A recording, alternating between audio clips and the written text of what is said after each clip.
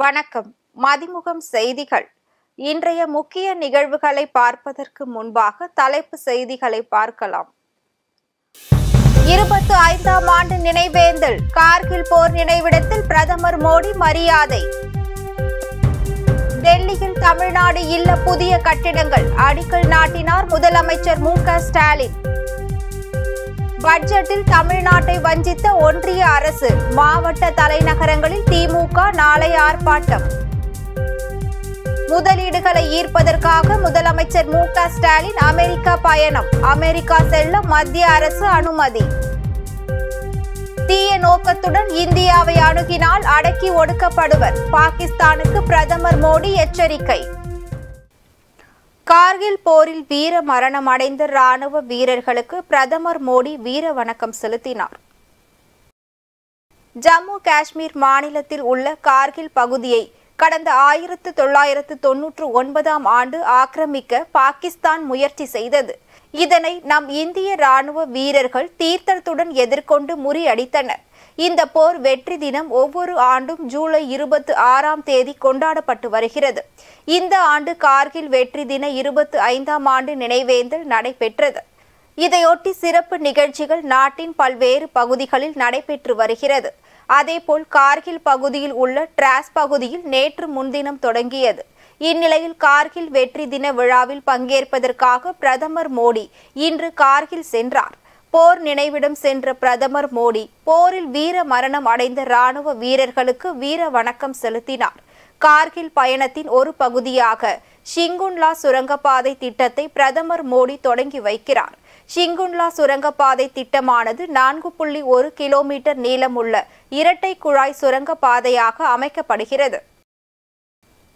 முதலமைச்சர் மு.க. ஸ்டாலின் 15 நாட்கள் வெளிநாடு சென்று வர மத்திய அரசு அனுமதி வழங்கியுள்ளது. தமிழ்நாட்டிற்கு தொழில் முதலீடுகளை ஈர்ப்பதற்காக முதலமைச்சர் மு.க. ஸ்டாலின் இந்த மாதம் அமெரிக்கா செல்வதற்கான ஏற்பாடுகள் நடந்து வருகிறது. பின்னர் பல்வேறு காரணங்களால் அவர் அமெரிக்கா செல்லும் தேதி மாற்றப்பட்டது. வருகிற சுதந்திர தினத்தன்று ஆகஸ்ட் 15ஆம் தேதி கோட்டையில் முதலமைச்சர் மு.க. ஸ்டாலின் தேசிய கொடி ஏற்ற உள்ளார். அதன் பின்னர் ஆகஸ்ட் 22ஆம் தேதி அவர் அமெரிக்கா செல்ல உள்ளதாக தகவல் வெளியாகியுள்ளது. முதலமைச்சர் மு.க. ஸ்டாலின் அமெரிக்கா செல்வதற்காக மத்திய அரசிடம் அனுமதி கோரப்பட்டது. இந்நிலையில் அவர் 15 நாட்கள் வெளிநாடு சென்று வர மத்திய அரசு அனுமதி வழங்கியுள்ளது. இதைத் தொடர்ந்து முதலமைச்சரின் பயண திட்டம் வகுக்கப்பட்டு வருகிறது. முதலமைச்சர் மு.க. ஸ்டாலின் வெளிநாடு செல்வதற்கு முன்பாக தமிழக அமைச்சரவையில் மாற்றம் இருக்கலாம் என எதிர்பார்க்கப்படுகிறது. அமைச்சர் உதயநிதி ஸ்டாலின் இந்த முறை துணை முதலமைச்சர் ஆகிவிடுவார் என்று மீண்டும் தகவல்கள் வெளியாகி வருகிறது. சுதந்திர தினத்திற்கு பிறகு ஓரிரு நாளில் அமைச்சரவை மாற்றம் இருக்கும் என்றும் எதிர்பார்க்கப்படுகிறது. டெல்லியில் தமிழ்நாடு இல்ல புதிய கட்டிடங்கள் கட்ட காணொலி வாயிலாக முதலமைச்சர் மு.க. ஸ்டாலின் அடிக்கல் நாட்டினார். அரசாங்க பணிகளுக்காக தமிழகத்தில் இருந்து டெல்லி செல்லும் முதலமைச்சர் அமைச்சர்கள் அரசு அதிகாரிகள் தங்குவதற்கும் ஆலோசனை கூட்டங்கள் நடத்துவதற்கும் தமிழ்நாடு இல்லம் அவசியமாக இருக்கிறது. டெல்லியில் ஏற்கனவே 2 தமிழ்நாடு இல்லங்கள் இருந்தாலும் அவை 50 ஆண்டுகளுக்கு முந்தைய கட்டிடங்களாக இருக்கின்றன. எனவே நவீன வசதிகளுடன் அதே இடத்தில் புதிய கட்டிடங்கள் கட்டப்படும் என கடந்த ஆண்டு முதலமைச்சர் அறிவித்திருந்தார். இந்நிலையில் தற்போது டெல்லியில் உள்ள தமிழ்நாடு இல்லத்தில் புதிய கட்டிடங்கள் கட்டப்பட உள்ளது. ரூபாய் 257 கோடி மதிப்பில் கட்டப்பட இருக்கும் கட்டிட பணிகளுக்கு தலைமை செயலகத்தில் இருந்து காணொலி வாயிலாக முதலமைச்சர் மு.க. ஸ்டாலின் அடிக்கல் நாட்டினார். இந்த நிகழ்ச்சியில் அமைச்சர்கள் ஏவா வேலு, துரைமுருகன், தலைமை செயலாளர் சிவ்தாஸ் மீனா உள்ளிட்டோர் கலந்து கொண்டனர். ஒன்றிய பட்ஜெட்டில் மாற்றாந்தாய் போக்குடன் தமிழ்நாட்டை வஞ்சித்த ஒன்றிய அரசை கண்டித்து நாளை மாவட்ட தலைநகரங்களில் திமுக சார்பில் ஆர்ப்பாட்டம் நடைபெறுகிறது.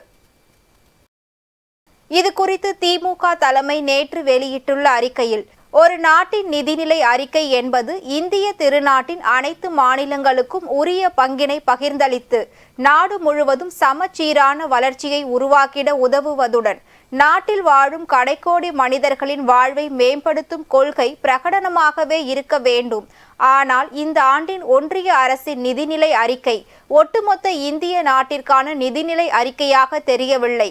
மாறாக தங்கள் ஆட்சியை காப்பாற்றிக் கொள்வதற்காக சில மாநிலங்களுக்கு மட்டும் நிதியை தாராளமாக அள்ளி கொடுத்தும் நாட்டின் வளர்ச்சியில் பெரும் பங்கு வகித்து வரும் தமிழ்நாடு போன்ற மாநிலங்கள் மீது வன்மத்தை கக்கிடும் வகையில் இந்த ஆண்டின் ஒன்றிய அரசின் நிதிநிலை அறிக்கை அமைந்திருக்கிறது.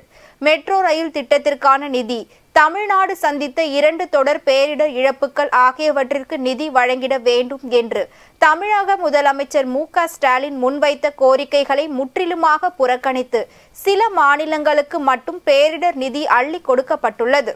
ஒன்றிய நிதிநிலை அறிக்கையில் மாற்றாந்தாய் போக்குடன் தமிழ்நாட்டை வஞ்சித்த பாசிச பாஜக ஒன்றிய அரசை கண்டித்து நாளை காலை 10 மணி அளவில் மாவட்ட தலைநகரங்களில் திமுக சார்பில் மாபெரும் கண்டன ஆர்ப்பாட்டம் நடைபெறும். மாவட்ட நிர்வாகிகள், நாடாளுமன்ற சட்டமன்ற உறுப்பினர்கள் தலைமையில் முன்னணியினர் முன்னிலையில் நடைபெறும் கண்டன ஆர்ப்பாட்டத்தில் மாவட்ட, ஒன்றிய, நகர, பகுதி, பேரூர், வட்ட, கிளை செயலாளர்கள், நிர்வாகிகள், அனைத்து அமைப்புகளில் உள்ள அணிகளின் நிர்வாகிகள், உள்ளாட்சி அமைப்புகளின் பிரதிநிதிகள் உள்ளிட்ட அனைவரும் பங்கேற்கின்ற வகையில் மாவட்ட செயலாளர்கள் உரிய ஏற்பாடுகளை செய்ய கேட்டுக்கொள்ளப்படுகிறார்கள் என்று அறிக்கையில் கூறப்பட்டுள்ளது. தீய நோக்கத்துடன் இந்தியாவை அணுகினால் அடக்கி ஒடுக்கப்படுவர் என பிரதமர் மோடி தெரிவித்துள்ளார். கார்கில் போர் நினைவிடத்தில் மலர் வளையம் வைத்து பிரதமர் மோடி அஞ்சலி செலுத்தினார். பின்னர் ஷிங்குல்லா சுரங்கப்பாதை திட்டத்தை பிரதமர் மோடி துவக்கி வைத்தார். இந்நிகழ்ச்சியில் உரையாற்றிய பிரதமர் மோடி, கார்கில் போரில் உயிர் தியாகம் செய்த நமது வீரர்களுக்கு இந்த தேசம் தலை வணங்குகிறது. நாட்டிற்காக உயிர் தியாகம் செய்த வீரர்களுக்கு நாம் ஒவ்வொருவரும் கடன்பட்டிருக்கிறோம். இந்தியா மீதான தாக்குதல்களை மறைமுகமாக இன்றும் பாகிஸ்தான் தொடர்கிறது. தீய நோக்கத்துடன் இந்தியாவை அணுகினால் அடக்கி ஒடுக்கப்படுவர். கடந்த கால தவறுகளில் இருந்து பாகிஸ்தான் இன்னும் பாடம் கற்கவில்லை. தீவிரவாதத்தை நம்முடைய வீரர்கள் முழு வலிமையோடு எதிர்ப்பார்கள். லடாக், காஷ்மீர் வளர்ச்சிக்கு எதிரான பிரச்சனைகளை இந்தியா தோற்கடிக்கும். பயங்கரவாதத்தின் ஒவ்வொரு முயற்சியையும் இந்தியா வீழ்த்தி வெற்றி கண்டுள்ளது என்று கூறினார். தொடர்ந்து பேசிய பிரதமர் மோடி, லடாக் மக்களின் வாழ்க்கை மேம்பாட்டுக்காக ஒன்றிய அரசு தொடர்ந்து உழைத்து வருகிறது என்றும் கூறினார். கார்கில் வெற்றி தினத்தில் வீரர்களின் வீரத்தையும் தியாகத்தையும் போற்றுவோம் என்று முதலமைச்சர் மு.க.ஸ்டாலின் தெரிவித்துள்ளார். ஜம்மு காஷ்மீர் மாநிலத்தில் உள்ள கார்கில் பகுதியை கடந்த 1999ஆம் ஆண்டு ஆக்கிரமிக்க பாகிஸ்தான் முயற்சி செய்தது. இதனை நம் இந்திய ராணுவ வீரர்கள் தீர்த்தத்துடன் எதிர்கொண்டு முறியடித்தனர். இந்த போர் வெற்றி தினம் ஒவ்வொரு ஆண்டும் ஜூலை 26ஆம் தேதி கொண்டாடப்பட்டு வருகிறது. இந்நிலையில் கார்கில் வெற்றி தினத்தில் தேசத்தை காத்த வீரர்களின் வீரத்தையும் தியாகத்தையும் போற்றுவோம் என்று முதலமைச்சர் மு.க.ஸ்டாலின் தெரிவித்துள்ளார். இது தொடர்பாக அவர் வெளியிட்டுள்ள எக்ஸ் தள பதிவில், 25வது கார்கில் வெற்றி தினத்தில் ஈடு இணையற்ற துணிச்சலுடன் நமது தேசத்தை காத்த வீரர்களின் வீரத்தையும் தியாகத்தையும் போற்றுவோம். நமது சுதந்திரத்தை பாதுகாப்பதில் அவர்களின் வீரத்தையும் அர்ப்பணிப்பையும் நினைவு கூர்வோம் என்று பதிவிட்டுள்ளார்.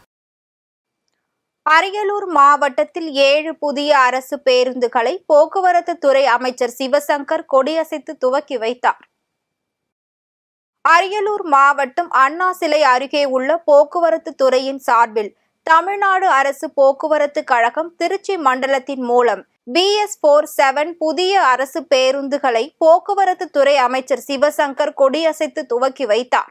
இப்புதிய 7 பேருந்துகளும் ஜெயங்கொண்டம் பேருந்து நிலையத்தில் இருந்து விருதாச்சலம் வழியாக சென்னை கிளாம்பாக்கம் வந்தடையும் என அமைச்சர் சிவசங்கர் தெரிவித்துள்ளார். இந்நிகழ்ச்சியில் மாவட்ட ஆட்சியர் ரத்தினசாமி, ஜெயங்கொண்டம் சட்டமன்ற உறுப்பினர் கண்ணன், மாவட்ட காவல் கண்காணிப்பாளர் செல்வராஜ் உட்பட பலரும் கலந்து கொண்டனர்.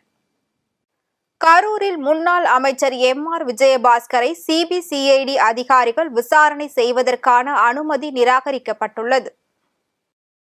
கரூர் வாங்கல் குப்பிச்சி பாளையத்தில் பிரகாஷ் என்பவருக்கு சொந்தமான நிலத்தில் போலி ஆவணங்களை வைத்து மோசடி செய்த வழக்கில் முன்னாள் அமைச்சர் MR விஜயபாஸ்கர் கைது செய்யப்பட்டு 15 நாள் நீதிமன்ற காவலில் திருச்சி மத்திய சிறையில் அடைக்கப்பட்டார். இந்நிலையில் நேற்று மாலை மீண்டும் நீதிபதி முன் விஜயபாஸ்கர் ஆஜர்படுத்தப்பட்ட நிலையில் CBCID அதிகாரிகள் 2 நாள் காவலில் எடுத்து விசாரணை செய்வதற்காக கேட்கப்பட்ட அனுமதியை நிராகரித்து 1 நாள் மட்டும் விஜயபாஸ்கரை காவலில் வைத்து விசாரணை நடத்த அனுமதி வழங்கி உத்தரவிட்டுள்ளனர்.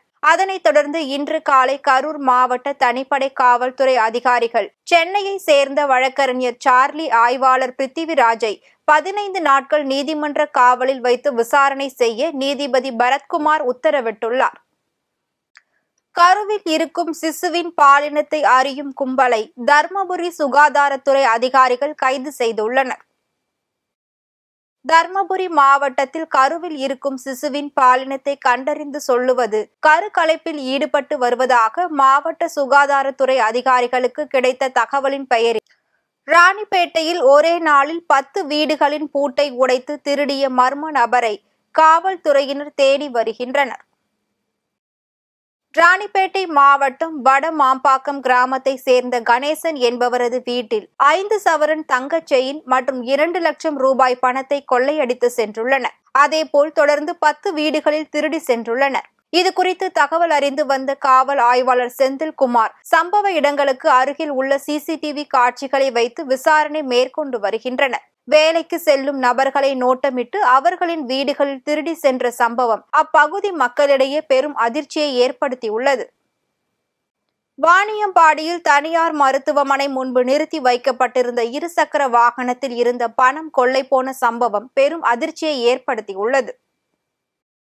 திருப்பத்தூர் மாவட்டம் வாணியம்பாடி செக்குமேடு பகுதியை சேர்ந்த விவசாயி மோகன் இந்தியன் வங்கியில் இருந்து 3,10,000 ரூபாய் பணத்தை எடுத்து தனது 2 சக்கர வாகனத்தின் சீட்டுக்கு அடியில் வைத்துக் கொண்டு அங்கிருந்து நியூட்டன் பைபாஸ் சாலையில் உள்ள தனியார் மருத்துவமனைக்கு சென்றுள்ளார். இதனை நோட்டமிட்ட 2 மர்ம நபர்கள் பின்தொடர்ந்து வந்து பணத்தை கொள்ளையடித்து சென்றுள்ளனர். பின்னர் மருத்துவமனையில் உள்ள சிசிடிவி காட்சிகளை வைத்து வாணியம்பாடி நகர காவல் நிலையத்தில் புகார் அளித்துள்ளனர். புகாரின் பெயரில் கொள்ளையர்களை காவல்துறையினர் தேடி வருகின்றனர். இந்த சம்பவம் அப்பகுதி மக்களிடையே பெரும் அதிர்ச்சியை ஏற்படுத்தியுள்ளது.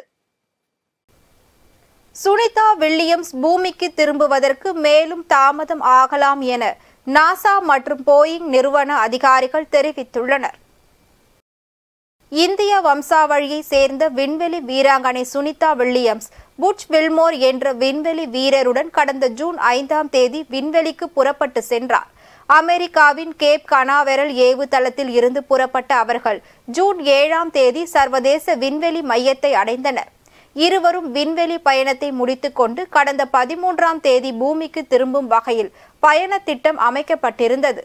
ஆனால் அந்த பயண திட்டம் திடீரென 26ஆம் தேதிக்கு ஒத்திவைக்கப்பட்டது. பின்பு அந்த தேதியிலும் அவர்கள் புறப்படவில்லை.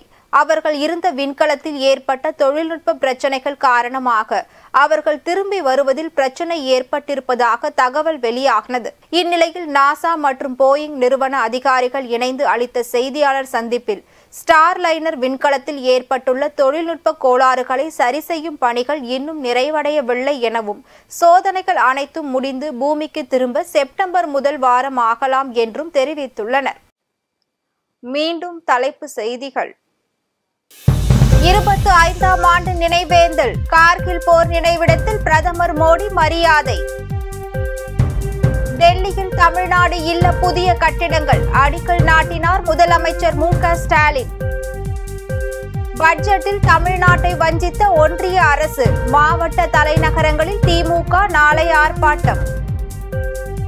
முதலீடுகளை ஈர்ப்பதற்காக முதலமைச்சர் மு.க. ஸ்டாலின் அமெரிக்கா பயணம். அமெரிக்கா செல்ல மத்திய அரசு அனுமதி. தீய நோக்கத்துடன் இந்தியாவை அணுகினால் அடக்கி ஒடுக்கப்படுவர். பாகிஸ்தானுக்கு பிரதமர் மோடி எச்சரிக்கை. இத்துடன் செய்திகள் நிறைவடைந்தன. மீண்டும் செய்திகள் இரவு 8 மணிக்கு. மேலும் செய்திகளை தெரிந்து கொள்ள மதிமுகம் பிரைம் யூடியூப் தளத்தில் இணைந்திருங்கள்.